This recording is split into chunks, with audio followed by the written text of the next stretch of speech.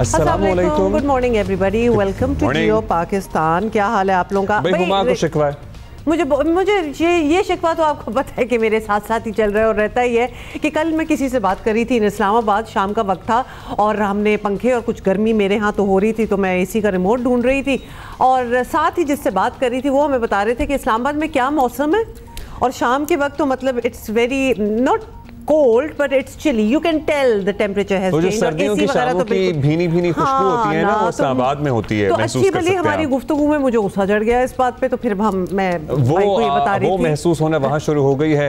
लाहौर में आजकल दोबारा से सिर्फ धुआं और स्मॉग और फॉग का ही फिनोमेना है, वो स्टार्ट हो गई है। दोबारा आलूदा तरीन शहरों की फहरिस्त में लाहौर नंबर 1 आना शुरू हो गया है, विच इज सैड, और इसके लिए हम आपको कई मरतबा बता चुके हैं, लेकिन this is a constant thing. इसके लिए हमें आपको हर रोज़, जिस तरह बहुत सी बातें हैं ना कि बच्चों को पोलियो के ख़तरे पिलाने हैं, अपने वसाइल को देखते हुए अपने ख़ानदान की मनसूबाबंदी करनी है, इसी तरह ये स्मॉग वाला मसला भी उतना ही या उससे ज्यादा आम है, बिकॉज़ इसको लेना पड़ेगा एवरी लिविंग बीइंग। और हम बात भी करते रहते हैं, अभी हम पिछले दिनों ही बात कर रहे थे कि ये फसल की कटाई जब खत्म हो जाती है तो इस पे लाहौर पहले नंबर पर है। एज वी स्पीक लाहौर पहले नंबर पर है दुनिया में आलूदा तरीन शहरों में। सो सैड सीन है, इसमें इज्तिमाई सोच है, इज्तिमाई अमल है। अगर आपकी गाड़ी धुआं छोड़ रही है, आप कंट्रीब्यूटर हैं। आपकी फैक्ट्री से धुआं निकल रहा है, तो जो गाड़ियां धुआं छोड़ती हैं उनको टोटली इंपाउंड कर लेना चाहिए। मतलब अब तो there are no two ways about it. आपको पता है कि वो क्या कंट्रीब्यूट कर रही है आलूदगी में, तो दैट्स वन थिंग। और फिर मौसम चेंज होना वाज अनदर थिंग। और हम बैठे हुए हैं जी गर्मी में, हमारे यहाँ ठीक ठाक गर्मी है, लेकिन आज हम सरदार सरफराज साहब होंगे हमारे साथ। We are going to ask him कि हमारा अच्छा इंटरेस्टिंग इसमें एक बात बताएं, हैरत अंगेज तौर पर आपको जानकर ये हैरानी होगी कि इस वक्त दुनिया के आलूदा तरीन शहरों में एयर क्वालिटी इंडेक्स में दुबई दूसरे पे है। Really? तीसरे पे है। नहीं, आई डोंट थिंक दुबई दूसरा, आई थॉट ढाका लिखा हुआ था अभी जो आपने लिस्ट दिखाई। नहीं, वो पुराना था। दुबई तीसरे पे है as we speak, and Delhi दूसरे पे है।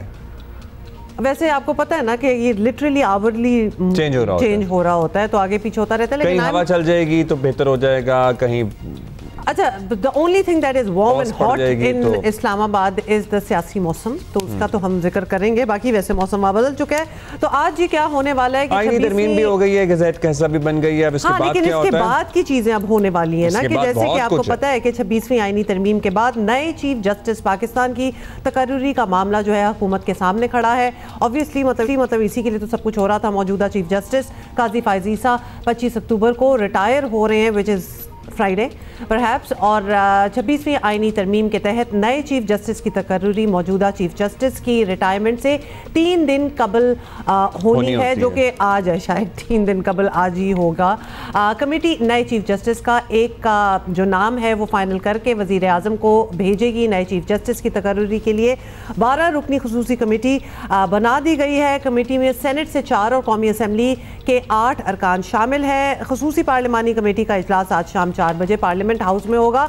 चीफ जस्टिस आज रात 12 बजे तक 3 सीनियर जजेस के नाम पार्लिमानी कमेटी को भेजेंगे। लेकिन हैरान कुन बात यह है कि आईनी तरामीम का बायकॉट करने वाली तहरीक इंसाफ भी पार्लिमानी कमेटी का हिस्सा बन रही है, which is actually okay, good, at least you know they are a part of the process. सही है, वो शुरू से ही पार्लियामान में आपको पता है वोटिंग में भी इसमें रिफ्रेन किया था। अदरवाइज वो हर पार्लियामानी एक्टिविटी का हिस्सा रहे हैं, ज्यादातर का हिस्सा रहे हैं, इसमें भी वो हिस्सा हैं। और ये गलती वो पहले करके देख चुके हैं, यू नो, इस्तीफे एंड बायकॉट और कार्रवाइयों का हिस्सा ना बनना।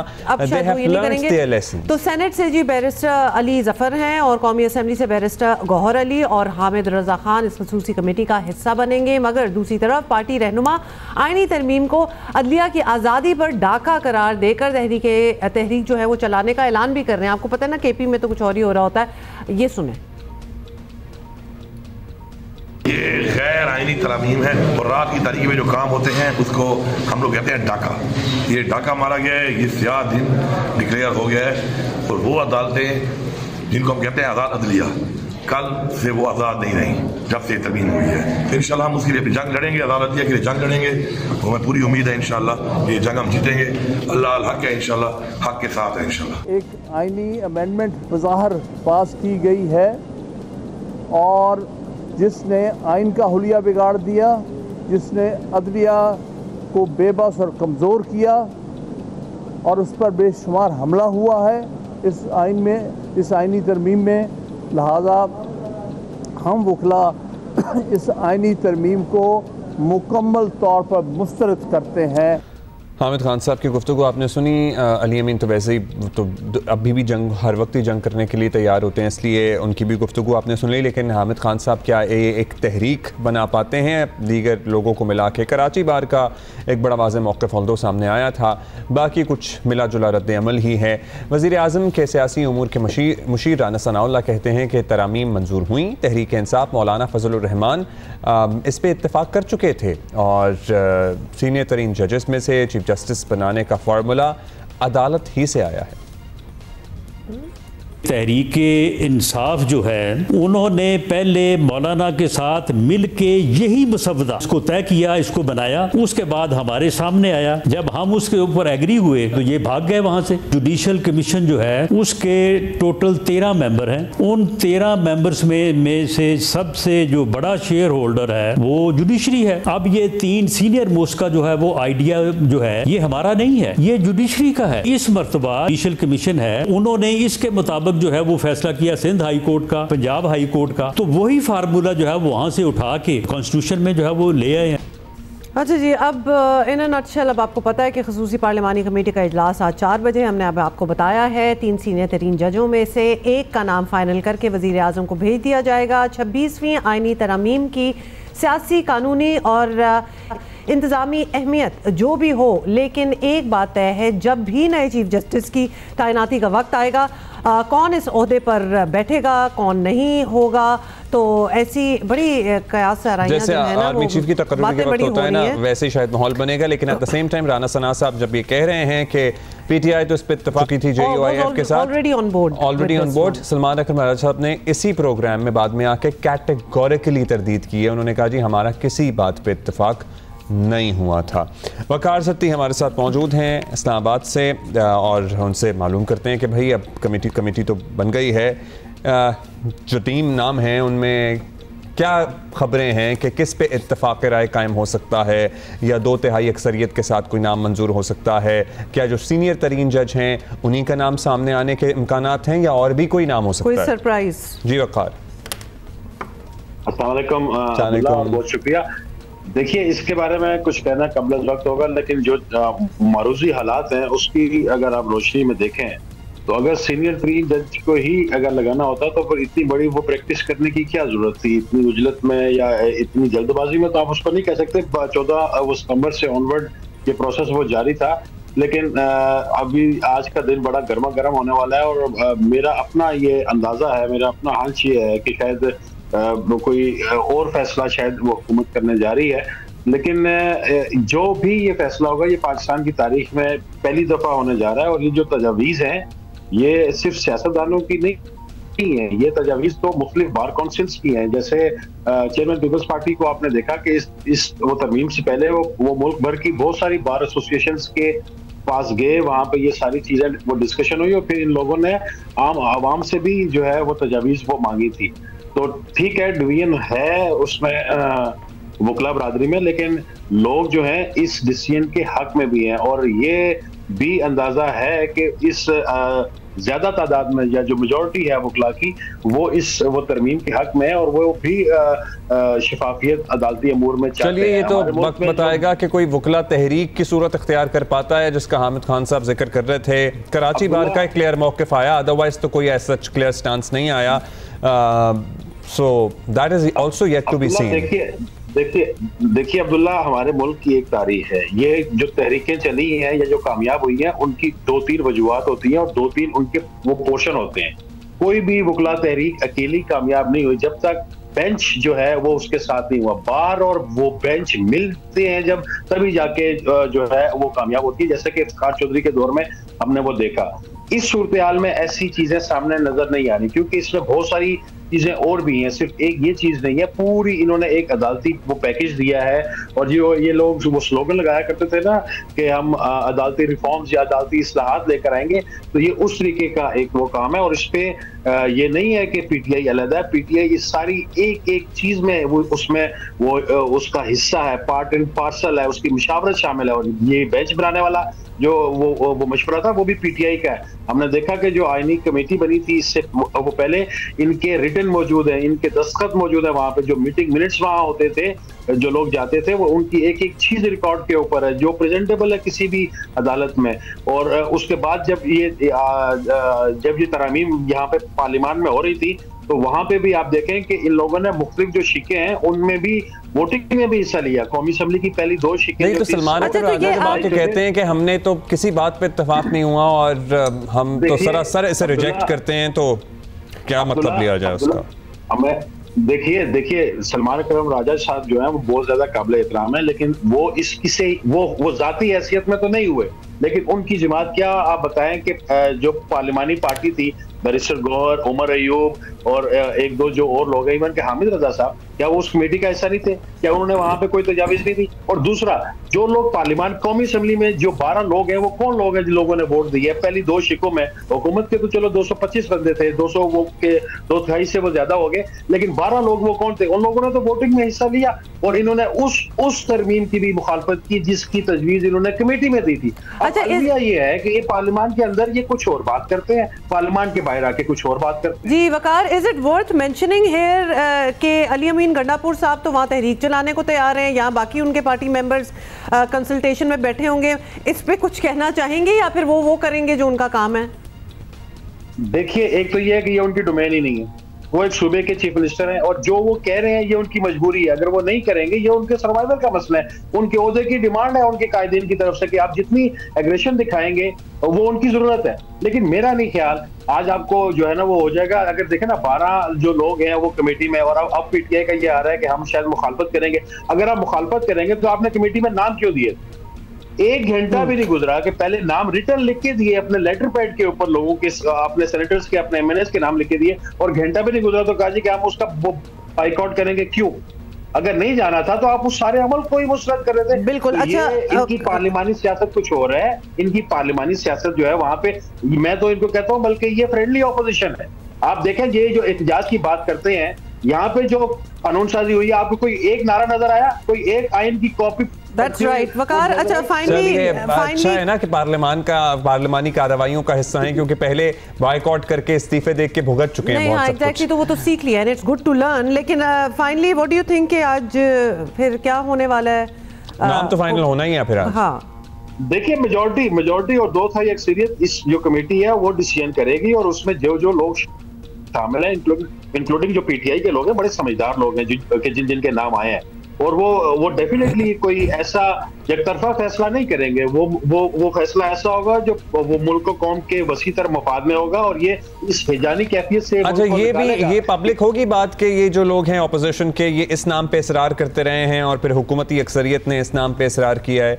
This would everything would be told. अब देखिए अब्दुल्ला, आप खुद हमारे साथ रिपोर्टिंग करते हैं, आपको पता है। अब ये जो चीजें होती है ये डॉक्यूमेंटेड वो नहीं होती, जो शुरा होते हैं वही आके बताते हैं कि उसकी ये तजवीज थी, हमारी ये थी। लेट्स सी फिर क्या आती है तजवीजें मुख्तलिफ अतराफ से। थैंक यू सो मच फकात, that is all the time we have. Thank you so much. और सवाल पता है इस सारी सूरत हाल में, इस सारे मामले में अहम है कि आज मुस्लिम लीग नून और ज़ाहिर है पीपल्स पार्टी कोalition और दीगर जो जमातें इस इत्तेहाद का हिस्सा हैं वो हैं, और 2/3 अक्सरियत से मामला सेटल होना है। चीफ जस्टिस की नॉमिनेशन का अग्रीमेंट जो है, आज बहुत ज़्यादा अग्रीमेंट है, लेकिन पाकिस्तान में बात तय है कि कल को वक्त और हालात एक जैसे नहीं रहते, और अगर आज जो बरसर इक़्तिदार जमातें हैं कल अपोजिशन में जाती हैं तो कहीं अपनी ही की हुई कानून साजी को ना कोस रही हूँ। ये तो फिर बहुत देर से ये बात हो रही है कि अभी तो सारे ऑब्वियसली तो फिर आइन साजी और आइन में तरमीम तो वही होनी चाहिए ना जो आने वाले वक्त में कभी भी आपको हॉन्ट ना करे। अच्छा जी, आने वाले वक्तों की बात ही हो रही है, तो आने वाले दिनों में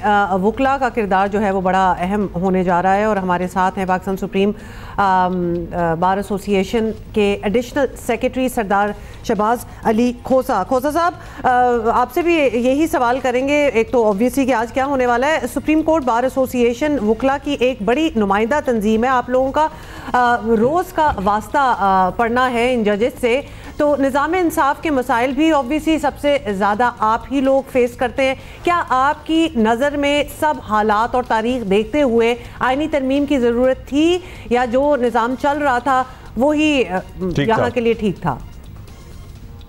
ये जुडिशरी की डिले के नाम पर ये अमेंडमेंट की गई।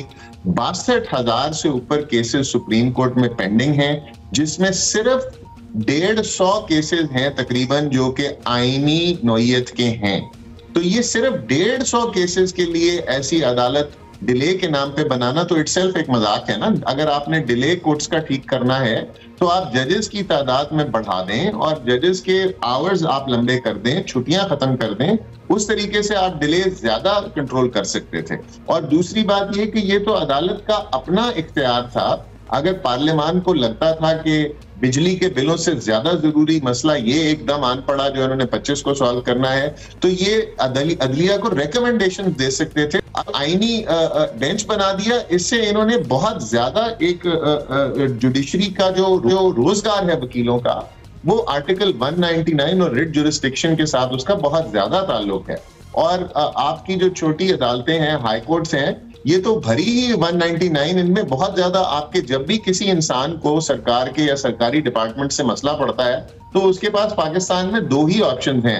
एक, या वो पैसे दे उधर अपने डिपार्टमेंट में और अपने काम कराता रहे, या वो फिर इंसाफ लेने के लिए अदालतों का दरवाजा खटखटाता है रिट जुरिस्डिक्शन में। लोरम केस है हमारा 2005 का, वो बड़ा क्लियरली इसको एलैबोरेट करता है कि इंडिपेंडेंट होनी चाहिए जुडिशरी एग्जीक्यूटिव से। इसी तरह बाहर के बहुत सारे केसेस हैं, हमारे बहुत सारे केसेस हैं। हमारी अपनी कॉन्स्टिट्यूशन है जो कि इसको बड़ा क्लियरली बताता है।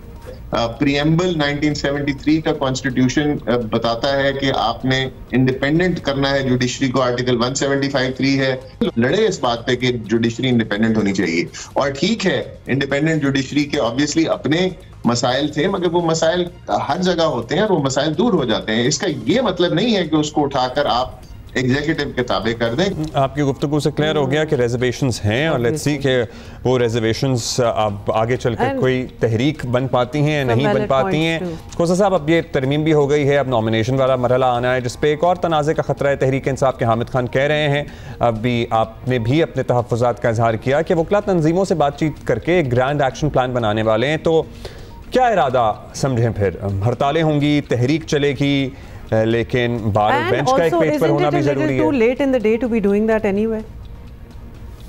इसको हम ये सरकार के आगे चैलेंज भी करेंगे, इन कोर्ट्स के आगे जो भी बनेगी। और इसके अलावा हम इसके सोशल कॉन्टैक्ट भी शुरू कर रहे हैं, जो कि हम सिविल सोसाइटी से मिलेंगे, उनको बताएंगे कि ये जुडिशरी को अगर आप एग्जीक्यूटिव के नीचे लगा देंगे तो इसके दूर रस नतायज होंगे। ये हम सरकार को भी मुतनब्बे करना चाहते हैं कि ये बड़ी जल्दी बदल जाता है, जब ये पहिया बड़ी जल्दी घूम जाता है। और कल को जब आपके खिलाफ ये इनका दिल पूरा हो जाएगा, जिस तरह आपके साथ बड़ी दफा पहले हुआ है, जब ये दोबारा होगा तो यही चीजें आपके खिलाफ इस्तेमाल होंगी। तो इसलिए हम इस फाइट को कंटिन्यू करेंगे, बार एसोसिएशंस में कांटेक्ट करेंगे। हमने वकला बिरादरी ने इकट्ठे मिलकर यहाँ पे बड़ी डिक्टेटरशिप्स भी फेस की हैं और आइन रिस्टोर कराया है। यहाँ पर बहुत ज्यादा बदनुमा और इस तरह की कानून साजियां हुई डिक्टेटरशिप्स के दौर में, और मैं इसको भी किसी ऐसे दौर से कम नहीं कहूंगा। ये हम फेस करेंगे इंशाल्लाह। इसको हम आपस में बार एसोसिएशंस भी फेस करेंगी, सिविल सोसाइटी से भी कांटेक्ट करेंगे इसका इंशाल्लाह, और इसका जरूर कोई लाहे अमल निकालेंगे जो सिर्फ केसेस की हद तक या आईनी तरमीम को चैलेंज करने की हद तक नहीं होगा। हम इंशाल्लाह उम्मीद करते हैं अपनी जुडिशरी से कि हमारे ये चैलेंजेस को वो सीरियसली देखेंगे। तो साहब, वकला बरादरी तो आप कह रहे हैं, लेकिन उसमें भी कोई खास ब्रदरहुड उस तरह नहीं है, क्योंकि वहाँ भी डिविजन हमने देखी हैं। बिल्कुल, तो बहुत से वकील हैं जिन्हें तरमीम पर एतराज़ था, और इसी तरह बहुत से वकील हैं जो ये तरमीम चाहते थे। तो अगर यहाँ से आगे कोई तहरीक चलती है तो बड़ा वाज़े है कि वकला बरादरी में एक बड़ी तकसीम होगी। तो क्या इतना रिस्क लेना चाहिए? देखिए, इसमें तो कोई शक की बात नहीं है कि ये एक मुश्किल रास्ता है। रियासत जो है वो बहुत पावरफुल होती है, इनके पास स्टेट के सारे वसाइल होते हैं, इनके पास पूरी स्टेट की माइट होती है, इनके पास खजानों की अंबार होते हैं, बोरियां खुली हुई होती हैं, इनके पास ओहदे होते हैं, इनके पास फोर्स होती है। इसको बड़ी खुशनुवी से और बड़े तहम्मुल से अपनी दलील की बेसिस पर हम इसको जरूर करेंगे। देखें जो जुडिशरी है, अगर ये एग्जीक्यूटिव के नीचे लग जाए या लगी रहे तो इसका एंड भी जो है कॉन्स्टिट्यूशनल डिरेलमेंट ही है। इससे आपके फंडामेंटल राइट्स खत्म हो जाएंगे, इससे आम बंदे की दादरसी खत्म हो जाएगी। आप बिल्ली को भी एक कमरे में बंद कर दें तो जब खोलेंगे वो आपको पंजा ही मारेगी। ये लावा आवाम का पकना शुरू हो जाएगा, ऑलरेडी बहुत पका हुआ है। पाकिस्तान को बहुत ज्यादा मसाइल हैं, बहुत ज्यादा हमारे पास प्रेसिडेंट्स हैं जहां पर इसी तरह आवाम के राइट्स को जदोकोब करके बंद करने की कोशिश की गई। तो फंडामेंटल फ्रीडम्स का दौर है, तो ये दोबारा स्टोन एज में जाने से, ये आवाम का गला घोंटने से आवाम का गला घोटेगा नहीं, बल्कि ये लावा फटेगा, और अगर ये फटा तो ये बहुत महंगा पड़ेगा। चलिए जी, दे आर सीरियस रिजर्वेशंस और देखते हैं अब इसका क्या बनता है। हामिद खान साहब ने बाय द वे इन्हीं अदालतों के सामने चैलेंज करने का भी ऐलान किया हुआ है, जहां खोसा साहब ये फरमा रहे थे कि सिर्फ 150 केसेस हैं, लेकिन एट द सेम टाइम हमारे सियासतदानों का यह मौक़िफ़ रहा है कि भाई इन्हीं स्मॉल परसेंटेज ऑफ केसेस पे सुप्रीम कोर्ट का 80% टाइम लग जाता है, तो इनको फिर साइड पे रख दें। सो देयर इज मतलब इट आल्सो मेक्स सेंस, क्योंकि हमने भी in the past few years देखा है कि जब भी बात हो रही है सुप्रीम कोर्ट इन्हीं केसेस की बात कर रही होती है, और जो अवामी केसेस होते हैं उन पे उस तरह तवज्जो नहीं होती जो ऑब्वियसली चूंकि ये केसेस खबरें बहुत बनाते हैं और ज़ाहिर है हेडलाइन रखती है और उस पर तवज्जो ज़्यादा होती है, लेकिन मुख्तलिफ किस्म के ख्यालात ड्यूरिंग द कैंपेन जब ये 26वीं आईनी तरमीम की जा रही थी उस वक्त भी सामने आते रहे, जब पर्टिकुलरली बिलावल भुट्टो ज़रदारी साहब जा रहे थे, बार एसोसिएशन से खिताब कर रहे थे, तकरीरें करते थे, वहाँ से सवाल जवाब भी होते थे। So there is a clear division, but yes there is circle जो कि कहता है भाई हम इसको चैलेंज करेंगे, तहरीक चलाएंगे। ओके, लेट्स सी, आज is a very happening day. अच्छा जी, एक इंपॉर्टेंट मीटिंग हुई है दुबई में। पाकिस्तान में चैंपियंस ट्रॉफी जैसे बड़ा इवेंट होने में 3 माह रह गए हैं। भारतीय टीम पाकिस्तान खेलने आएगी या नहीं, मामला अब तक क्लियर नहीं है। सिर्फ पाकिस्तान नहीं, आलमी क्रिकेट भी इसी में दिलचस्पी लिए हुए है। शायकीन भी इस मामले को काफ़ी अहमियत दे रहे हैं। कल क्या हुआ अमर जी? अच्छा जी, कल आपको बता दें कि ये हुआ कि चेयरमैन पीसीबी मोहसिन नकवी ने दुबई में आईसीसी बोर्ड मीटिंग जो है उसमें वो शरीक हुए हैं, और ज़राए के मुताबिक इजलास में पीसीबी हुकाम ने चैंपियंस ट्रॉफी की तैयारियों पर रिपोर्ट पेश की, और बोर्ड मेंबर्स को बताया गया कि स्टेडियम्स की अपग्रेड जो है वो अपग्रेडेशन जो है वो ट्रैक पर है।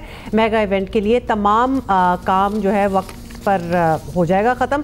और कुछ दिन पहले आपने वो देखी थी तस्वीरें भी मोहसिन नकवी साहब की, रीबिल्ड लिटरली किया जा रहा है उसमें। मुझे नहीं पता था कि वो बिल्कुल ही ख़त्म करके दोबारा बन रहा है, जिस पे मुझे और अब्दुल्ला को ये एतराज़ था। अगर हम कह दें और मोहसिन नकवी तक बात पहुंच जाए, हमें सजेशन है कि वो जो उसका वो जो फसाद है ना, एलिवेशन ऑफ ब्रिक्स वाला है ना, red bricks of Lahore, that is a very Lahori feel, and वो बड़ा उस एनवायरनमेंट में खूबसूरत लगता था, और पता नहीं अब थिएटर। सो आई वंडर कि नए फसाड में वो जो ब्रिक एलिमेंट होगा या नहीं होगा, लेकिन होपफुली कुछ ना कुछ जरूर हो उसका। अब्दुल माजिद भट्टी साहब हमारे साथ मौजूद हैं, सीनियर स्पोर्ट्स जर्नलिस्ट हैं। भट्टी साहब, कल जो मीटिंग हुई है दुबई में, इसमें क्या क्या हुआ? देखिए अब्दुल्ला, बेसिकली बहुत सारे इश्यूज थे, लेकिन चैंपियंस ट्रॉफी से रिलेटेड जो पाकिस्तान ने अपनी प्रोग्रेस थी और वो जो कंस्ट्रक्शन का काम था, उस हवाले से आईसीसी को ब्रीफ किया, और काफी इत्मीनान बख्श प्रोग्रेस पाकिस्तान ने भी बताई और आईसीसी ने भी उस पे इत्मीनान का इजहार किया। और पीसीबी ने बताया आईसीसी को कि 31 दिसंबर को ये जो कंस्ट्रक्शन का काम है ये मुकम्मल हो जाएगा। तो ओवरऑल जो सिवाय फार एंड के जो कजाफी स्टेडियम का फार एंड है उस बिल्डिंग को डिमोलिश नहीं किया गया, अदरवाइज पूरा स्टेडियम एक नई लुक देगा। इवन वो जो फेंसिंग जंगले लगे होते हैं स्टेडियम में, कहा जा रहा है कि वो भी खत्म कर दिए जाएंगे। लाइट्स टावर जो पुराने थे वो भी अब नहीं होंगे। दुबई की तरह वो जो एक बल्ब है पूरे इंक्लोजर पे वो लगाए जाएंगे, तो एक बिल्कुल न्यू लुक और स्टेट ऑफ द आर्ट, और तकरीबन कोई 20-25 फीट मजीद आगे तमाशाई बैठकर मैचेस को एंजॉय कर सकेंगे। तो पीसीबी ने काफी अच्छी रिपोर्ट दी है, लेकिन जो मेन चीज है कि अभी तक टूर्नामेंट का शेड्यूल जो है वो फाइनल नहीं हो चुका है। तो अब एग्जैक्टली वो तो आईसीसी का ही काम होगा ना, टूर्नामेंट का पूरा स्केड्यूल, तो वो कौन करेगा? वो इंडिया जब फाइनल करेगा तभी हो सकेगा क्या?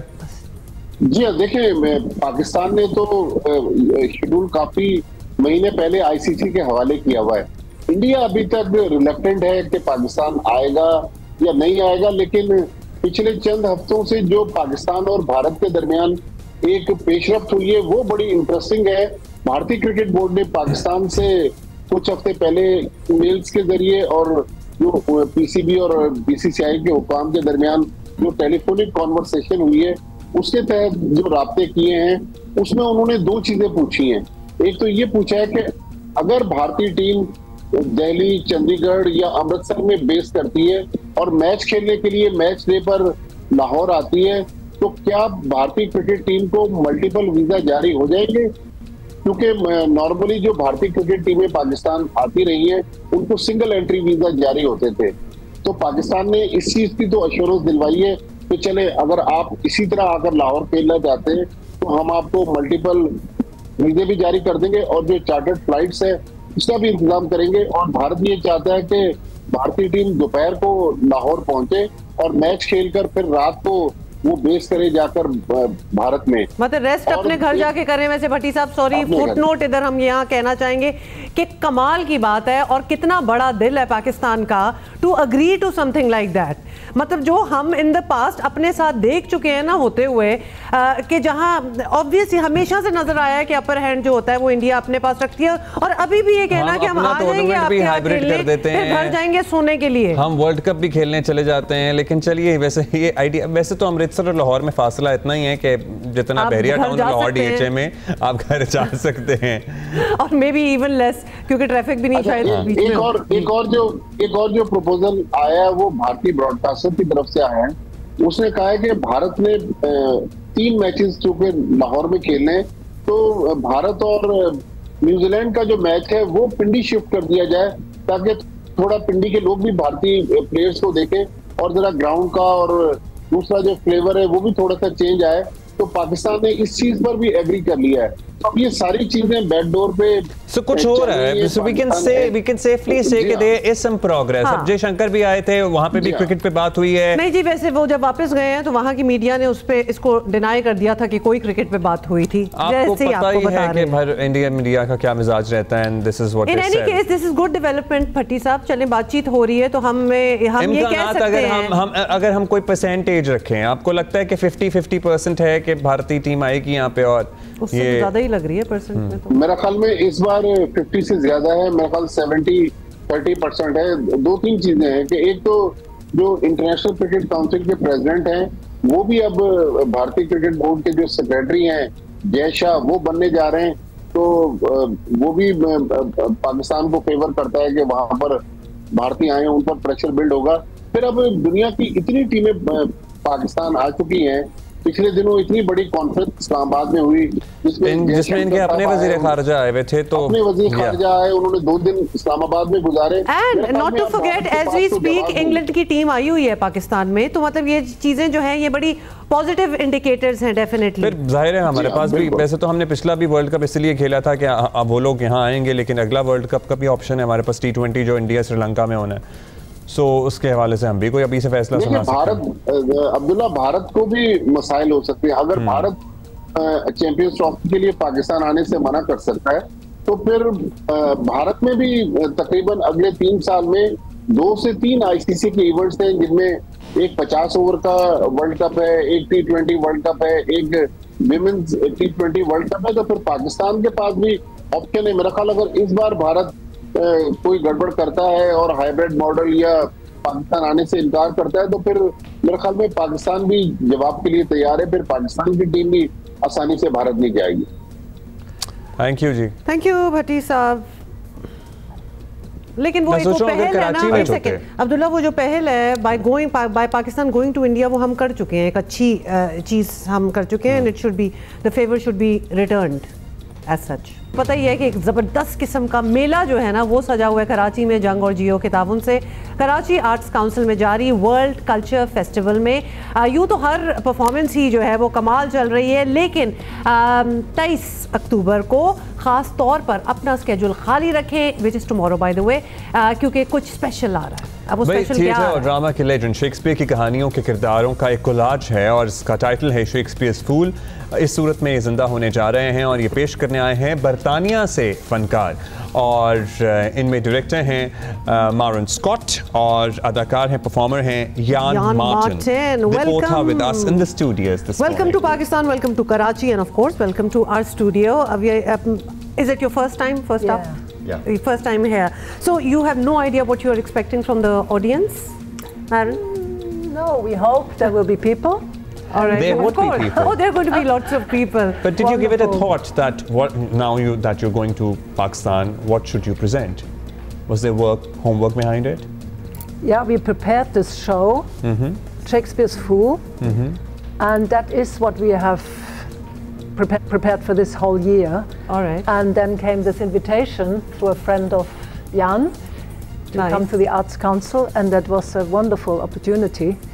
Awesome, awesome. Yeah. I'm sure people are going to, love your play. But Jan, when you prepare for something like this and you're performing in different countries, do you ever consider, what would make it tick with the people, with the culture of that country? Does it even matter? That's a great question. Thank you. I'd say that when you're dealing with Shakespeare, you could take that anywhere in the world. That's right. It is global. Because this writer, whoever they were, that's another conversation. Exactly. But whoever they were writing about the human condition, not about people in England or people in Italy or people in, wherever you like. So you don't have to tweak it to make it relevant to a particular audience. So do you do that tweaks? As long as they're English-speaking audience or understanding English, then the stories will tell themselves. We just need to serve them. So it's a group of people. How many of you have traveled to There are 6 Eurythmy performers and an actor and 2 musicians. Lovely. A pianist and a cellist. So there's going to be monologue and music and a lot of, different elements of performance put together for this show. Yeah, it's really the Shakespeare. We found a relevance to Debussy's cello sonata, and Debussy lived in Paris and really depicts the craziness of the life situation then, and it's still relevant, and it's very, very joyful and playful, and that's we found in Shakespeare as well. So it's not the serious part of Shakespeare, right, but more he depicts the foolishness of love, the desperation of love, which is often over the top, and then the fool. Like the king who's lost his power, King Lear. Yeah. Even the very highest people in the world can be the biggest fools. That's right. Okay, we need to translate this. The tragedy is that this is still relevant. Yeah. No, but अच्छा जी, ये जो अपने play के हवाले से बता रहे हैं और वो इनका सबसे पहले तो यही कहना है कि बहुत रेलेवेंट मौजू है आजकल की दुनिया के लिए भी, और जो भी अगर आप लोग जा रहे हैं अंग्रेजी में, लेकिन आपको बिल्कुल समझ आ जाएगी कि एग्जैक्टली क्या हो रहा है. And I think it sounds very good. So this is your first time in Karachi. Did you meet other artist? If you could compare the talent over here, because this is a very big festival that has been taking place and so many people have come from around the world. Yesterday we had a Norwegian group with us, so there are other people. I'm sure you must have from Kosovo and Nepal and like you name it, everywhere. So a lot of people have been coming. Have you had the chance to meet any other artists? Some of them, yeah. Well, first of all, I'm just going to say deep gratitude to Shah Sahab and his team, Arts Council Pakistan and the World Culture Festival, Karachi, because they've given us an opportunity to cross-pollinate with so many artists. That's so true. We sit over lunch, we sit over dinner, we go into a show, and you can't help but meet somebody. And within moments, you've swapped. Oh, maybe I'll go there oh, maybe we'll do this. So he is doing a wonderful thing for Pakistan and the world. So new doors have opened for all of you. So you get to meet people from other performers from other parts of the world, not only from Pakistan. Absolutely. And you can discuss collaborations and future performances. Yes. No, so definitely. Shah Sahab जो है ना हमारे अहमद शाह साहब वो एक universal Shah Sahab बन चुके हैं. So people from Norway are calling him Shah Sahab and people from UK are calling him Shah Sahab. So okay, finally, we need to wrap this up. But Maren, so there is once tomorrow, and what's day after tomorrow? And then after tomorrow we're doing other show, a story for children and family. Okay. Yeah, I think we all love stories, and will be enjoyed by all the family. So that is at 10 o'clock and 12 o'clock. Or just also, 2 shows? Yes. Okay. It's the short show. In the morning. It's half an hour long. Okay. And it's the next day, Thursday. It's called The 3 Gifts of the North Wind. 3 gifts of the north wind. भाई 2 इनके हैं ये place, आप कुछ भी देख सकते हैं। Thank you so much, enjoy yourself and best of luck to you Maren Scott and Yan Martin. अब आपको पता है कि आप लोगों ने क्या करना है, go and watch these shows. अच्छा जी, लाहौर में निजी कॉलेज में स्टूडेंट से मुबैना ज़्यादती के वाक़े की अब तक तस्दीक नहीं हो सकी, लेकिन पंजाब के तालीमी इदारों में कुछ ऐसे वाक़यात हुए हैं जो हुकूमत की खसूसी तवज्जो मांग रहे हैं। और कल लाहौर की विमेन यूनिवर्सिटी में तलबा को हरासा करने के वाक़े पर तलबात ने एहतजाज किया, स्टूडेंट्स ने एहतजाज किया। और पंजाब यूनिवर्सिटी हॉस्टल में एक स्टूडेंट ने चंद दिन पहले पंखे से लटक कर खुदकुशी कर ली। सो ये चीज़ें तो हैं। नर्सिंग कॉलेज में एक तालिबा ने खुदकुशी की कोशिश भी की, जिसे साथी नर्सेस ने बचा लिया। उसने अपनी वीडियो भी जारी की थी, उसको कैनुला वगैरह भी लगा हुआ था। चंद दिन पहले लाहौर हाई कोर्ट तालीमी इदारों में तालिबात को हिरासा करने के वाक़यात की तहकीकात के लिए फुल बेंच भी बना चुका है। दूसरी तरफ लाहौर के निजी कॉलेज में फर्स्ट ईयर की तालिबा से ज़्यादती की गैर मुसद्दका खबर फैलाने के इल्ज़ाम में कराची से खातून को कराची से हिरासत में लिया गया है। मुलजिमा को लाहौर मुंतकिल करके गुलबर्ग थाने में पीका एक्ट के तहत मुकदमा दर्ज किया गया है। ज़ेर हिरासत खातून की एतराफ़ी वीडियो भी सामने आ गई है। ये जो वीडियो है ना, इसमें खातून अपने आप को इस बच्चे की माँ ज़ाहिर करती हैं और बताती हैं, पूरा वाक़या बयान करती हैं कि ये माँ है इसकी। ये जो चश्मे वाली है ना, जिसमें सीरियस लुक देनी है उन्होंने, she is basically a performer. So वो चश्मे वाली लुक में माँ बन के बताती हैं कि जी मेरी बच्ची है, उसके साथ ज़्यादती हुई है, एटसेट्रा एटसेट्रा।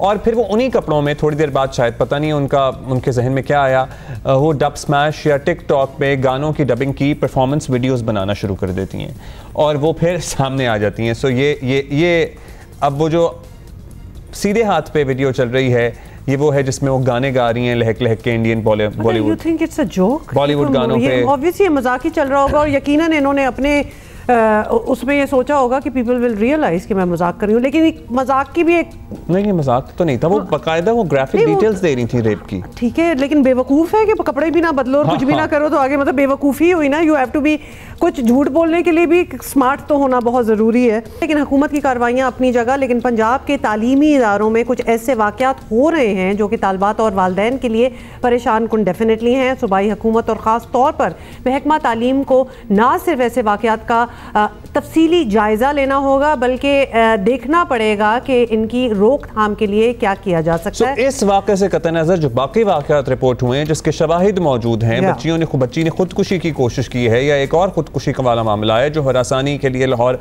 हाई कोर्ट ने इक़दाम लिया है, उसके तदारुक के लिए बेंच तश्कील दिया है। That has to be taken seriously, because ये नहीं हो सकता कि कहीं इन वाक़यात में से एक वाक़या गैर मुसद्दका है या उसके बारे में कोई तस्दीक नहीं हो सकी और वो फेक न्यूज़ है मुबैना तौर पर, तो बाकी सब कुछ ठीक है कि वो बाकियों पे ऐसे असरअंदाज कर दे, क्योंकि हो तो रहा है ना। इस पे ये कह दें, ये अज्यूम कर लेना कि ये तो सब कुछ सही है मामलात। हमारे यहाँ आए रोज़ इस तरह के वाक़यात रिपोर्ट होते हैं, ना सिर्फ तालीमी इदारों में, मदरसों में, घरों में, हर जगह। And this environment is not safe for women. Absolutely. अच्छा जी, इस पूरे मामले पर इंसानी हकूक़ कमीशन बहुत बात करता रहा है और हमारे साथ हैं ह्यूमन राइट्स कमीशन पाकिस्तान की शरीक चेयरपर्सन हैं मुनीज़े जहांगीर। मुनीज़े, आपसे हम यही पूछना चाहेंगे, कहीं ज़्यादती की गैर मुसद्दका रिपोर्ट्स हैं और कहीं हरासमेंट, कहीं खुदकुशियाँ, कहीं इंतज़ामिया के रवैये पर एक्सट्रीम स्टेप उठाए गए हैं, तो पंजाब के तालीमी इदारों में जो कुछ हो रहा है, क्या कमीशन इसे गैर मामूली समझता है? और ये ऑब्वियस सी परेशानी की बात तो है। जी, कमीशन बिल्कुल नहीं समझता कि ये कोई मामूली बात है। हम समझते हैं कि ये गैर मामूली बात है और जो हरासा के शिकायत थी कॉलेजेस के अंदर वो काफ़ी अरसे से आ रही थी।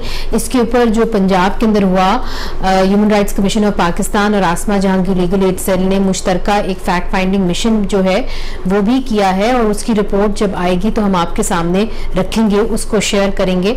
मगर एक बात तो साफ है, वो ये है कि हरासमेंट कमिटीज़ को फाल होना चाहिए। कई ऐसे कॉलेजेस हैं जहां पे हमें मालूम है कि हरासमेंट कमेटी तश्कील तो दी जाती है मगर वो एक्टिव नहीं होती या फाल नहीं होती।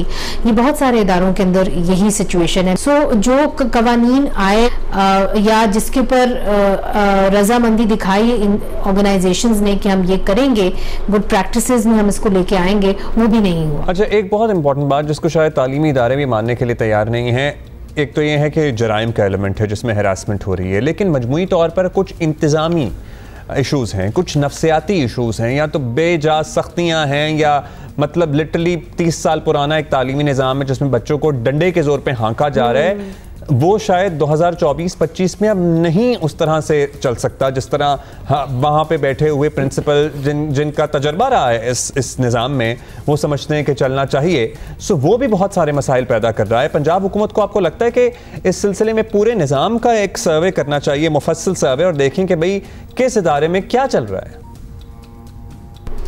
देखिए, ये जो आप हरासमेंट की बात कर रहे हैं, सिर्फ आप एजुकेशनल इंस्टीट्यूशंस तक इसको क्यों महदूद कर रहे हैं? अगर आप अखबार उठा के देखेंगे तो उसके अंदर रोज़ आप देखेंगे कि 2 या 3 से ज़्यादा ख़वातीन रेप होती हैं। हम ये भी कह सकते हैं कि ऑनर किलिंग के केसेस जो हैं वो बढ़ रहे हैं।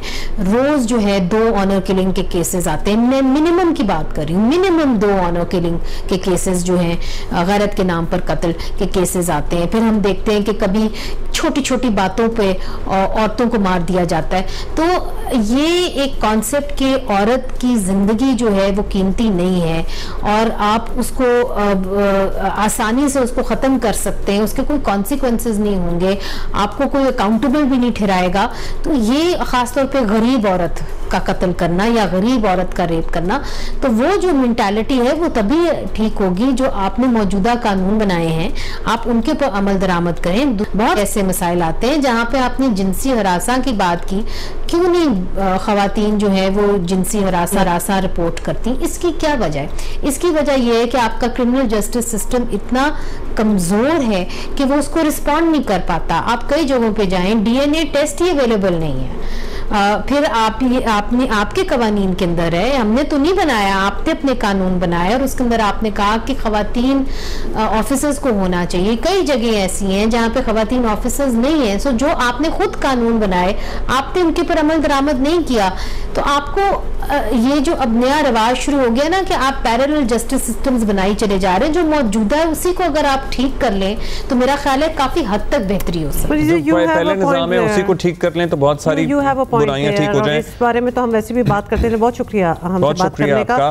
But a lot needs to be done definitely. और क्रिमिनल जस्टिस सिस्टम की बात करिए, हम कब से ये जोर दे रहे हैं, खासतौर पे इस किस्म के केसेस में, कि सजाएं दें, कोई खौफ पैदा हो कि ये करना गलत भी है, चले ये मोरालिटी क्या किसी को सिखाएंगे, लेकिन एटलीस्ट भुगतना पड़ेगा, उसके बाद सजाएं होंगी। लेकिन यहाँ तो इस तरह हो रही है जैसे लोगों को ये समझ आ गई हो कि nobody is going to touch us, nobody can do anything about it। इतने लूप होल्स हैं। औरतों के खिलाफ जो जराइम हैं उस पर बहुत काम हुआ भी है, हो भी रहा है, लेकिन एट द सेम टाइम ये जराइम कम नहीं हो रहे हैं। ये इसको ओवरऑल रिव्यू करने की भी ज़रूरत है। और एक होती है physical harassment, also need to take into consideration the psychological and mental harassment जो बच्चियों को या बच्चों को इवन वो तो मेंटल तो पहले हम मान तो जाएं, फिजिकल तो माने जिसके हमें शवाहिद नजर आ रहे हैं, एविडेंस है। मेंटल पे कौन जाएगा, one thing at A time. लेकिन करें तो सही। ये सारी वही बात होगी ना, जब तक सजाएं नहीं होंगी, जब तक माफ़ीनामे हर चीज़ के हो जाएंगे, तो ये बात तो कभी भी रिजॉल्व नहीं होगी और इस किस्म के होंगे। बिकॉज एक वो कंडीशनिंग हो गई है परपेट्रेटर्स की, करने वालों की, कि we can get away with it. ये जो गैरत के नाम पे कत्ल आज भी हो रहे हैं ना, मुनीज़े कहते हैं रोज़ाना 2 होते हैं। मतलब क्यों हो रहे हैं? क्या हमारा क्रिमिनल जस्टिस सिस्टम ठीक है, फ्लॉड है, लेकिन क्या हम थोड़ा सा एजुकेट भी करें लोगों को, हम इसके बारे में कोई कैंपेन भी चलाएं, मतलब लोगों को आगाही और शऊर भी देने की कोशिश करें। क्या करें? बच्चियों को अपने हकूक़ के बारे में शऊर दें, मर्दों को बताएं कि भाई ये जो कर लोगे एक दफ़ा तैश में आके, उसके बाद सारी उम्र जेल में सड़ोगे। नहीं, लेकिन यही तो बात है, वो नहीं मान रहे ना कि हम सारी उम्र जेल में सड़ेंगे, क्योंकि हमने इस किस्म के कोई एग्जाम्पल सेट नहीं किए। एंड कराची में अभी ये जो ली मार्केट का वाक़या हुआ, लियारी का, ये जो एक घर में से लाश मिली है, जिसमें से वो कहता है, ये अल्टीमेटली पता नहीं क्या आगे तफ्तीश होती है, कि मैं बहन को मारना चाहता था for her being on TikTok, और बाकियों को इसलिए मार दिया ताकि कोई शवाहिद ना रहे। तो मारते चले गए। So yeah let's talk about the weather, because what can we say. जी, अक्टूबर है, आपको पता ही है, और इस वक्त बल्कि अक्टूबर तो ख़त्म ही हो रहा है और तैयारियां हैं कि शायद कोई हमें बेहतर मौसम मिल जाए आगे, क्योंकि अभी तो बड़ी गर्मी है। ख़ास तौर पर कराची में चंद दिनों से ठीक ठाक किस्म की गर्मी पड़ रही है। If you only concentrate on Karachi, और दर्जा हरारत जो है वो 39-40 को छू रहा है, और उसकी फील्स लाइक जो है ना वो आप ले जाएं 50 पे, नॉट रियली बट मतलब जब गर्मी लग जाए ना तो इंसान को फिर काफ़ी गर्मी लग रही होती है. So when is the weather going to turn is the question. ये पूरा महीना तो इसी तरह गुजरता हुआ नज़र आ रहा है. सोशल मीडिया पर मज़ाहिया पोस्टें भी हो रही हैं इस बारे में शेयर, और सर्दी के फल आ गए हैं मगर सर्दी नहीं आई है. वैसे मैंने तो नहीं फल आ गए, मैंने तो मिठे ही आ रहे हैं और सर्दी का फल तो कोई नहीं है. मिठे तो बीच के होते हैं ना, क्योंकि मिठे तो मिठे हैं. तो लिहाजा लेकिन ये कि वो बेचारे सरदार सरफराज साहब हमें ज्वाइन करते हैं. मिठे in English sweets, literal translation कर दी है. Some sort of a citrus thing, कोई citrus fruity हुआ. Sour at the same time. लेकिन बहुत बड़ा ही pertinent valid सवाल है, मिठों को अंग्रेजी में क्या कहते हैं? लिखें हमें और हमें बताएं. Educate us. Okay, anyway, so that was all about the सरदार सरफराज साहब से हम थोड़ी देर में बात करेंगे. हम ना पता है उनको ऑन द स्पॉट कर देते हैं, हालांकि बेचारे उनका क्या कसूर है, लेकिन हम उनसे पूछना स्टार्ट हो जाता है कि कब जी सर्दी खत्म आएगी और कब गर्मी खत्म होगी. वो तो वही बताएंगे ना जो वो देख रहे हैं. अच्छा, मीनवाइल हमारे पास मिठों की अंग्रेजी भी आ गई है, वो हम बात करेंगे, लेकिन सरदार सरफराज साहब चीफ मेट्रोलॉजिस्ट पहले हैं हमारे पास. क्यूरियोसिटी हो रही है, तो उनसे पूछ लेते हैं. सरदार साहब क्या हाल है आपका? सरदार साहब, ये तो गर्मी जो है तो रुकने का नाम ही नहीं ले रही है, तो हर दिन में ज़्यादा होती जा रही है. दिस इज नॉट ऑन सरदार साहब. जी अल्लाह का शुक्र है जी, अल्हम्दुलिल्लाह. तो देखिए अक्टूबर तो गर्म ही गुजरता है ज़्यादातर, लेकिन वो इत्तेफाक से एक के बाद एक जो है ना समंदर में कोई ना कोई लो प्रेशर बनता मतलब बन रहा है. पहले एक डिप्रेशन गुजरा, फिर अभी एक लो प्रेशर इस वक्त भी मौजूद है. तो कुछ तो अक्टूबर की अपनी एक होती है जो ट्रांजिशनरी मंथ होने की वजह से विंड चेंज होती है. दूसरा ये जो लो प्रेशर बन जाता है एक के बाद दूसरा बना है, तो वो भी सी ब्रीज को डिस्टर्ब करता है, तो उसके बायस मुसलसल गर्मी पड़ रही है. मतलब ये गर्मी कब तक पड़ती रहेगी हमारा कराची में? अभी हम कराची की बात करें, फिर बाकी मुल्क का भी पूछेंगे. मतलब अक्टूबर का आखिर अब हो गया है, लास्ट 10 डेज हम रातों की ठंडक कब महसूस करना शुरू करेंगे? देखिए अक्टूबर के बिल्कुल आखिरी दिनों में मेरे ख्याल में कोई 27 अक्टूबर के बाद जाके इसमें इस गर्मी में कमी आएगी. अदरवाइज वही 37, 38 और अगले जो परसों तरसों 2 दिन होंगे उसमें हो सकता है 38 को भी क्रॉस करके 39 तक भी जा सकता है टेम्परेचर. तो असल में वजह यही होती है कि सुबह के औकात में आपने नोट किया विंड बिल्कुल काम होती है, ना होने के बराबर होती है, और उसका फ्लो जो है वो नॉर्थ वेस्ट या नॉर्थ ईस्ट, उन तीन अतराफ से जब कराची के ऊपर विंड का फ्लो होता है तो वो गर्मी का बायस बनता है. और दोपहर के बाद जाके कल ये हुआ, कल शाम से, यानी पिछले पूरा हफ्ता तो बहुत गर्म गुजरा था और फिर कल शाम से सी ब्रीज कदरे रेस्टोर हुई. तो उसके बाद हमने देखा कि टेम्परेचर परसों के मुकाबले में कोई 1.5 डिग्री इतना कम हो गया था. तो अभी ये है कि 26 या 27 के बाद फिर सी ब्रीज जब रेस्टोर हुआ करेगी सेकेंड हाफ में, तो टेम्परेचर यानी 36-37 तो फिर भी चलेगा. ये मेरे ख्याल में 26-27 तक इसी रेंज में चलेगा, 36 से 38 तक ही रेंज में. तो अब अच्छा मौसम तो वही अक्टूबर के बिल्कुल आखिरी दिनों में या फिर नवंबर में जाके होगा कराची में. बाकी शहरों का बताएं. बाकी बता दें, क्योंकि अब हम ठीक है हम तो बैठे गर्मी खा ही रहे हैं, लेकिन बाकी खुश हो जाएं तो हम उनकी मदद कर देते हैं. बताएं ज़रा कि पंजाब वगैरह में खासतौर पे ये इस्लामाबाद साइड पे सुना है कि मौसम चेंज हो रहा है. जी दिन को तो खैर अभी भी उधर भी टेम्परेचर 30s में चल रहे हैं, तेज धूप ही होती है. दिन में तो कोई ऐसा फर्क नहीं पड़ा अभी तक, लेकिन ये कि रात के टेम्परेचर नीचे आ गए, खासकर इस्लामाबाद में 15-16 की रेंज में आ गया है, 14-16 इस तरह से कह सकते हैं आप. और ऊपर ज्यादा जैसे जैसे आप नॉर्थ में जाएं, यानी स्कर्दू वगैरह में तो 1 डिग्री तक आ गया टेम्परेचर. और आप एक तरह से वो वेरिएशन का अंदाजा कर सकते हैं. कराची में 38-39 चल रहा होता है और उधर रात का टेम्परेचर. लाहौर में क्या रात में भी 15-16 है क्या? लाहौर में यहाँ पे 20s हैं अभी? नहीं जी, लाहौर में अभी तक वही 20 की उसमें चल रहा है, 18-20 इस तरह से उसी रेंज में चल रहा है. लाहौर में भी अभी कोई ऐसी खुनकी नहीं हुई. इस्लामाबाद एंड नॉर्थवर्ड, इस्लामाबाद के नॉर्थवर्ड उधर कुछ ना कुछ रात की खुनकी हो गई है, केपी के वेस्टर्न इलाकों में रात की और सुबह की. और लाहौर में तो अभी तक निस्बतन गर्म मौसम ही है. वो मेरे ख्याल में इस हफ्ते के आखिर में जाके कुछ नीचे आएगा, कोई 16-18 की रेंज में. लेकिन ये जो बिल्कुल ड्राई वेदर है उसमें कोई ऐसा खास बारिश वारिश भी नहीं है. तो लाहौर में स्मोक की जो कंडीशन होगी वो ग्रेजुअली अब एयर क्वालिटी खराब होते होते स्मोक ज्यादा करना शुरू हो जाएगी नवंबर से.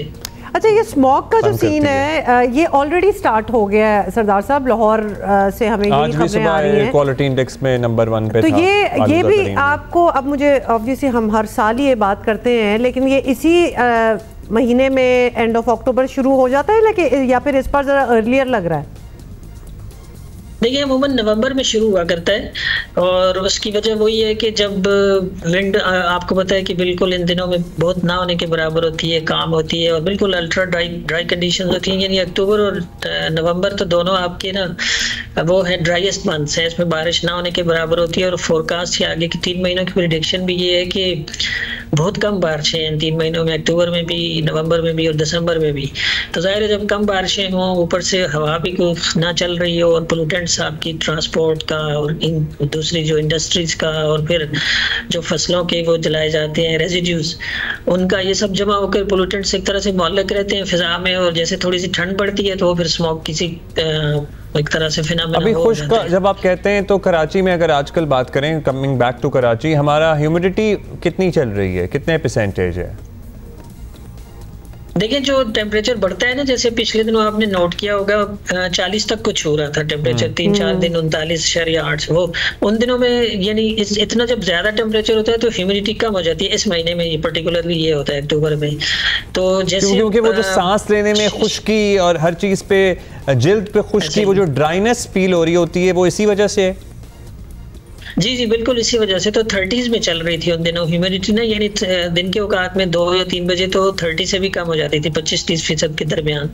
और फिर शाम में जाके कुछ थोड़ी सी सी ब्रीज चले तो फिर बेहतर हो जाती है, 40-45 इस दरमियान। अच्छा सरदार साहब, एक और सवाल कि कराची में हम इस साल सर्दी एक्सपेक्ट कर रहे हैं कि सर्दी होगी ठीक ठाक किस्म की या मुख्तसर सी होगी, ड्यूरेशन 2-4 दिन की, जब घर में पता भी नहीं लगता आपको? नहीं कोई इतनी ज्यादा। फिर जब मैं आपको वही बता रहा था कि जो इस वक्त की प्रेडिक्शन है ना, उसके मुताबिक तो पूरे मुल्क में मामूल से टेम्परेचर ज्यादा है, पूरे यानी दिसंबर तक के ज्यादा है। तो अब देखिए इंडिविजुअल पॉकेट्स को तो छोड़, मतलब वो तो अलग चीज होती है, वो तो हम उसको छोड़कर ओवरऑल ग्रेजुअली जो है ना पूरे जनरली पूरे मुल्क में मामूल से ज्यादा सर्दी नहीं है, मामूल से मतलब मामूल से कम सर्दी नहीं है, मामूल से ज्यादा ही है टेम्परेचर। तो इसका मतलब सर्दी को इतनी शिद्दत की नहीं होगी। और कराची में तो आपको पता है जनवरी में जाके कुछ सर्दी के दिन देखने हम उदास हो गए हैं। थैंक यू सरदार साहब, थैंक यू वेरी मच। मैं 2-4 और सवाल पूछूं और शायद जवाब बदल जाए, लेकिन जवाब मेरा ख्याल है कि बच्चों को सर्दी मैंने ट्राई दिखाने के लिए नानी के यहाँ भेजना पड़ेगा, लेकिन नानी रहती है लाहौर में और लाहौर में आलूदगी, हाँ स्मॉग वाली सिचुएशन बहुत है। तो हम सर्दी का क्या इंतजार कर रहे हैं, हम ही को सर्दी के लिए जाना पड़ेगा कहीं। सही कह रही हूँ ना मैं? प्लानिंग करते हैं। तुर्की से ताल्लुक़ रखने वाले मारूफ सहाफ़ी और लिखारी और मुसन्निफ़ मुस्तफ़ा इक्योल न सिर्फ शिद्दत पसंदी और इस्लामोफोबिया के ख़िलाफ़ आवाज़ उठा रहे हैं, बल्कि मुकम्मल तहकीक और फिर तारीख़ी हवाले भी इस ज़मीन में, इस डिस्कशन में मुहैया करते हैं। और उनकी नई किताब में भी ऐसी ही कुछ बात हो रही है और इस पर उन्हीं से बात करेंगे। उन्होंने हमें ज्वाइन किया है। Thank you so much for taking out the time for us mister Mustafa. First of all, obviously since you are in the States, we'll say good morning. Let us begin with a very basic question. You have been advocating about a philosophy of moderate Islam. Now, what made you take this path instead of just routine traditional practices? Thank you for having me on the program. I believe that we are in need of reinterpreting our religious tradition in the modern era, because we live in a very different time and environment. The conditions of the modern age is very different from 1,000 years ago, when many of our great scholars interpreted things. So we have to rethink things. And there are examples of this. For example, until the 19th century, many Muslims thought that slavery is a part of the Sharia, our legal tradition, and there is nothing wrong about that. Today, many realize that slavery wasn't something Islam invented or supported. It was just in the historical context when our religion was born, and we needed to reinterpret things to ultimately abolish it. And I think just like that, we need new perspectives today on important issues like rights of minorities, women, religious freedom of expression, and coexistence with other faiths, and also for tolerance within Islam among different sects of Islam. Mustafa, you also have a new book. Can you please tell us, because it is being discussed a lot, what is this about, the book? Thank you. Indeed, just a month ago, I published in the US my new book titled The Islamic Moses, How the Prophet Inspired Jews and Muslims to Flourish Together and Change the World. Now, that subtitle can surprise people because today many people have the understanding that Muslims and Jews are against each other if they're not enemies. That's what many people perceive. But my book shows that historically, until the 20th century, Muslims and Jews have been often friends and allies in many historical episodes. I'm from Turkey. I look at it from the Ottoman tradition. The Ottoman Empire saved Jews when they were persecuted in Spain and other parts of Europe, when religious freedom was actually an Islamic value, when it was painfully lacking in Europe. And it shows Jewish-Muslim cooperation, learning from each other throughout history. In perspective of what is going on in the Middle East these days, what would your suggestions be? I mean, how would one end this conflict today? I mean, first of all, I should say I'm horrified by the violence inflicted in Gaza on the civilian population. This whole story is incredibly tragic, and we have all the right to be against this violence. But how do we end this violence? How do we end this conflict? Again, as someone from the Ottoman background, I look into what's happening, and I see this as not a war of religions, not a war between Islam and Judaism or the Jewish people and Muslims. This is a national war, a land conflict, just like it happened in the Balkans throughout the 19th century and the 20th century. And now it's happening. It happened between Turks and Armenians. This is a national war between Israelis and Palestinians. And we will be able to end this war and give Palestinians the freedom that they have long deserved only through ultimately a peace agreement where the Palestinians and the Israelis can live as two free peoples, secure peoples side by side. It's not impossible. There have been efforts to build that. There are now efforts to revive that. I still think that's the only way. And so that's your perspective on that. Thank you, Mustafa. Thank you for your time. Thank you for joining us. हाँ बिल्कुल बात तो सही कर रहे थे और आजकल की लड़ाइयाँ दुनिया में मतलब ओवरलैंड ही होती हैं और क्या होता है अभी हम एक ट्रिब्यूट देंगे ट्रिब्यूट से पहले हम बताया हमने वो मिठ्ठे को क्या कहते हैं। अच्छा जी, मिठ्ठे को क्या कहते हैं और मिठ्ठे को मिठा ही कहना चाहिए। मैं तो कहती हूँ गोरों को भी चाहिए मिठा कह लें, क्योंकि वरना जो कहते हैं ना इसको Persian lime. How boring is that? ना कोई मिठा ना कोई मिठी बातें मतलब आए बैठ के ना कोई ठू आवाज में कोई सोचो कि कोई रोमांस हो रहा हो, आए बैठ के हम पर्शियन लाइम्स खाते हैं। फिर आप कहें कि फिर आप अपने महबूब को भी प्यार से मिठा कह दीजिए और फिर मिठे खाइए मिलके। हाँ मतलब मिठा मिठा होता है इससे। बिल्कुल हमने नहीं सुनना कि क्या कह रहे हैं अंग्रेजी में। दो चार और भी वैसे इसके नाम थे, लेकिन वो सब लाइम टाइप थे, वो और भी लाइम टाइप मिठे। अच्छा जी, एक फिल्मी दुनिया के कामयाब हिदायतकार हसन तारिक रहे हैं, उनका यौम पैदाइश है, हम उन्हें ट्रिब्यूट दे रहे हैं। अब बहुत सी फिल्में उनकी सुपर डुपर हिट हुई हैं। भाई emerging teams T20 Asia cup में पाकिस्तानी शाहीन्स ने ओमान को 74 रन से हराया और मैच पाकिस्तान शाहीन्स ने पहले बैटिंग की, 5 विकेटों पर 185 रन बनाए। कासिम अकरम नाम याद रखिएगा 48 रन बनाए और किसने बनाए 41? और ये बनाए नज़ीर रोहेल नज़ीर ने 41 और अरफात मनहास ने 31 रन जो हैं स्कोर किए। ओमान की टीम मुकर्ररा ओवर्स में 7 विकेटों पर 111 रन बना सकी और पाकिस्तान शाहीन्स ग्रुप में अपना आखिरी मैच बुध को यूएई के खिलाफ खेलेगी। So that is good.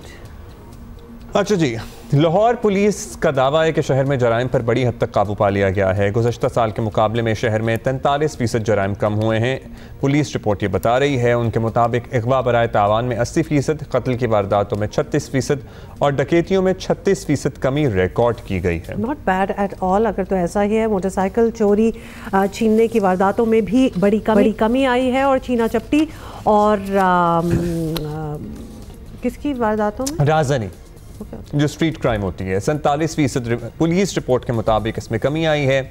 ये पुलिस के अपने आदाद व शुमार हैं, पुलिस की कारकर्दगी का सबूत तो लोग खुद ही देंगे जब उनसे बात होगी, लेकिन ओवरऑल हमारे जो स्टैट्स जो हैं शेयर किए हैं हमारे जो नुमाइंदगान होते हैं जो क्राइम को बड़े अरसे से कवर करते हैं, they also have a sense of what is happening in the city. Ahmad Faraz हमारे साथी हैं, वो हमें ज्वाइन कर रहे हैं। अहमद, बताइएगा, जो पुलिस ने आदाद व शुमार जाहिर किए हैं उसमें तो लग रहा है कि शहर में हालात काफ़ी बेहतर हैं। पुलिस हुक्काम के ये आदाद व शुमार हकीकत से किस तरह रेजोनेट करते हैं और क्या ऐसा चेंज किया स्ट्रैटेजी में जिसकी वजह से रिजल्ट्स आए हैं? जी बिल्कुल, जराइम की शरह में वाज़ेह हद तक कमी आई है और इसमें बिल्कुल ये जो क्रेडिट है उनका नाम मैं ज़रूर लूँगा, जिसमें CCP लाहौर हैं Bilal Sadiq Kamiana, DIG organise crime Imran Kishwar और DIG हैं फैसल कामरान। उनकी मेहनत, और ना सिर्फ उनकी मेहनत बल्कि तमाम लाहौर पुलिस ने दिन रात एक करके जो है इसमें जराइम की शरह में कमी लाने में इनका एक अहम किरदार है, जिसमें ख़ास तौर पर आप ये देख सकते हैं कि इन 3 माह में कोई डकैती मर्डर नहीं है, जबकि 2023 के जो 3 माह थे उनमें 4 डकैती मर्डर थे, लेकिन इनमें कोई डकैती मर्डर नहीं है। और ख़ास तौर पर जो डकैतियों के दौरान जो ज़ख्मी करने का वाक़यात थे उनमें 43% कमी वाक़ हुई है। इस साल सिर्फ 77 वाक़यात हुए और पिछले साल 135 वाक़यात थे। यूँ कत्ल जो है उनकी वारदातों में 36% कमी हुई है, अगवा बर तमान की वारदातों में 80% कमी हुई और डकैती के वाक़यात में 36% कमी हुई, चोरी की वारदातों में 65% कमी हुई है, मोटरसाइकिल चोरी में ख़ास तौर पर 38% और मोटरसाइकिल छीनने की वारदातों में 22% कमी रिपोर्ट हुई है। और जो दीगर व्हीकल थे जिनमें रिक्शा भी होती है, वैगन भी होती है, दूसरी जो व्हीकल्स होती हैं उनमें जो है 29% कमी रिकॉर्ड की गई और ख़ास तौर पर जो रॉबरी की वारदातें थी उनमें 47% कमी रिकॉर्ड की गई है। और इसका जो क्रेडिट है वो बिल्कुल लाहौर पुलिस को जाता है। जिस तरह देखें, लाहौर में लॉ एंड ऑर्डर भी है, लाहौर में दूसरी सियासी सरगर्मियाँ भी हैं, कुछ मजहबी सरगर्मियाँ भी होती हैं, उनके बावजूद अगर जो है वो हीनियस क्राइम में इस हद तक कमी वाक़ हुई है तो उसका क्रेडिट बिल्कुल जो है वो लाहौर पुलिस को जाता है।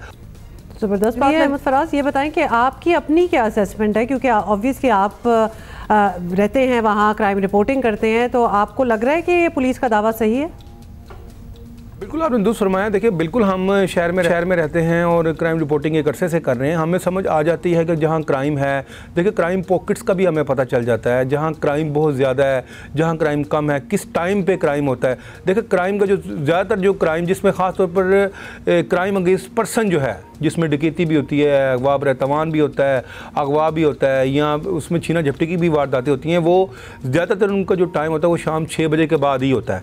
तो शाम 6 बजे के बाद जो है वो ऑपरेशनल पुलिस को ज़रा ज़्यादा इसमें विजिलेंट कर दिया जाता है और इसमें जब गिरफ्तारियाँ होती हैं या कोई वाक़यात होते हैं या गिरफ्तारियाँ जब होती हैं इसमें, तो उसके बाद जो है वो इन्वेस्टिगेशन पुलिस और ख़ास तौर पर जिसका मैंने जिक्र किया है ऑर्गेनाइज क्राइम यानी कि CIA पुलिस जो है वो इनका खोज लगाती है, इन मुल्ज़मान को पकड़ती है।